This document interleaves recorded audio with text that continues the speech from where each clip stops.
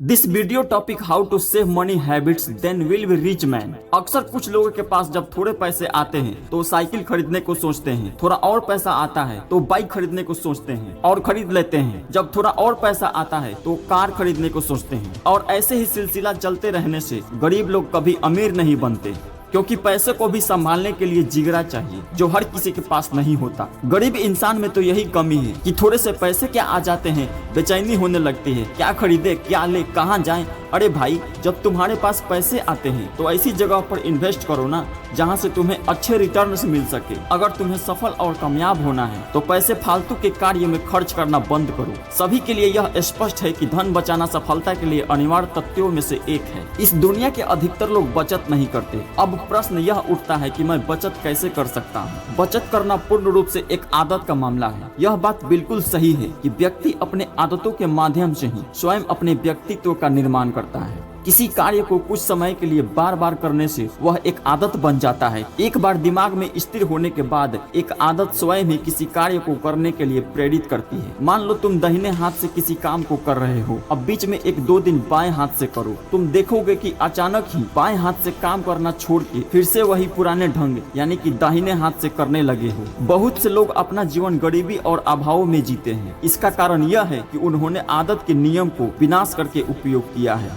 जो लोग गरीबी में अपना जीवन जीते हैं वे इस बात को शायद ही महसूस करते हैं कि वे स्वयं की गलतियों के कारण ही गरीब और अभावग्रस्त हैं। यदि तुम अपने दिमाग में स्थिर कर लेते हो कि भाई मैं तो इतना ही कमा सकता हूँ, इससे अधिक अर्जित करने की मुझ में क्षमता नहीं है, तो तुम कभी भी उससे अधिक नहीं कमा पाओगे। इसका कारण यह है कि तुम्हारा अवचेतक मन इस सीमा को स्वीकार कर लेगा और इससे बहुत जल्द तुम अपने को अपेक्षित महसूस करने लगोगे और अंत में तुम गरीबी के भय से इस तरह घिर जाओगे कि शुभ अवसर भी तुम्हारे लिए दरवाजा खटखटाना बंद कर देगा और तुम्हारी नियति स्थिर हो जाएगी। बचत करने की आदत डालने का यह मतलब नहीं है कि तुम अर्जित करने की क्षमता को सीमित कर दो। इसका मतलब यह होगा कि तुम इस नियम को इस प्रकार से लागू करो कि यह जो तुम अर्जित करते हो उसे सही तरीके से सुरक्षित रखो। ऐसा करने से तुम्हारी अर्जित करने की क्षमता में वृद्धि करके आगे तुम्हारे और महान अवसर प्राप्त करने के लिए दूरदृष्टि, आत्मविश्वास, कल्पना शक्ति, उत्साह, पहल करने और नेतृत्व की शक्ति प्रदान करेगा। मिडिल क्लास यानी गरीब लोगों में एक और आदत होती है, वो बात बात पर किसी से कर्जा लेते रहते हैं। कर्जा लेना बचत की आदत का घोर शत्रु है। गरीबी अपने आप में आत्मविश्वास और आशा को नष्ट करने के लिए काफी है, परंतु गरीबी के साथ यदि कर्जा का बोझ भी शामिल हो जाए तो उनके भंवर से निकलकर सफलता के भवसागर में तैरना बहुत मुश्किल हो जाता है। कहावत है, उधार दीजिए दुश्मन कीजिए,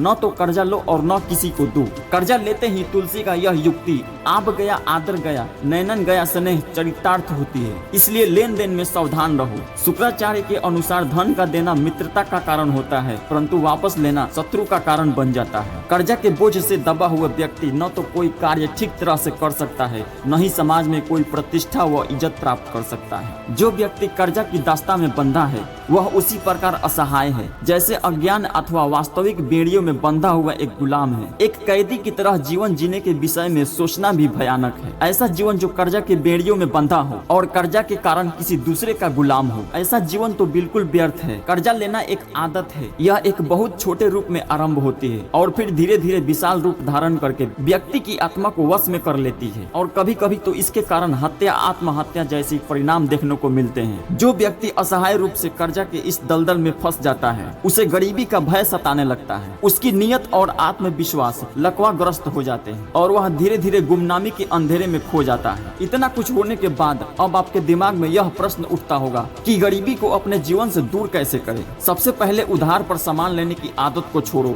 और तुमने जो पहले से कर्जा ले रखे हो उन्हें धीरे धीरे चुकता करने की शुरुआत करो। कर्जा की चिंता से मुक्त होने पर तुम अपने मस्तिष्क की आदतों को सुधारने पर आगे बढ़ने के लिए तैयार हो जाओगे। अपने धन के एक निश्चित भाग को बचाने के लिए एक नियमित आदत डालो, चाहे यह बचत प्रतिदिन 1 रुपए की ही क्यों न हो। यह आदत तुम्हारे मन में जगह बना लेगी और तुम्हें बचत करने में आनंद आने लगेगा। किसी भी बुरी आदत को छोड़कर उसके स्थान पर एक अच्छी आदत को डाला जा सकता है। खराब आदत में से एक आदत को छोड़ देना ही काफी नहीं, क्योंकि ऐसी आदत को दोबारा प्रकट होने की संभावना होती है। जब तक कि मस्तिष्क में तुमने जो स्थान ग्रहण किया था उसे किसी दूसरे प्रकृति की आदत द्वारा भर न लिया जाए। एक बात हमेशा याद रखना, तुम्हारी अच्छी आदतें ही तुम्हारा भविष्य तय करती है। अब ये तुम्हें तय करना है कि तुम आदत अच्छी लगाते हो या बुरी। YouTube पर ऐसी वीडियो देखकर 90% लोग बिना सब्सक्राइब और लाइक किए चले जाते हैं, जबकि सब्सक्राइब और लाइक करने का कोई पैसा नहीं लगता। आपकी एक सब्सक्राइब मुझे बहुत मोटिवेट करता है। Then subscribe now my YouTube channel. जय हिंद, वंदे मातरम।